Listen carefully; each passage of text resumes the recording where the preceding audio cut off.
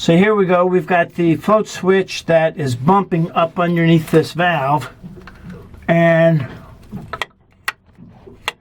won't come on. If I twist it that way, it bumps into the bilge pump over here. Okay, that works. So we gotta make sure it stays in this angle. Instead of moving back, it bumps and it bumps. So it's got to stay in that angle. And I'm talking funny because I've got the flashlight in my mouth. Okay.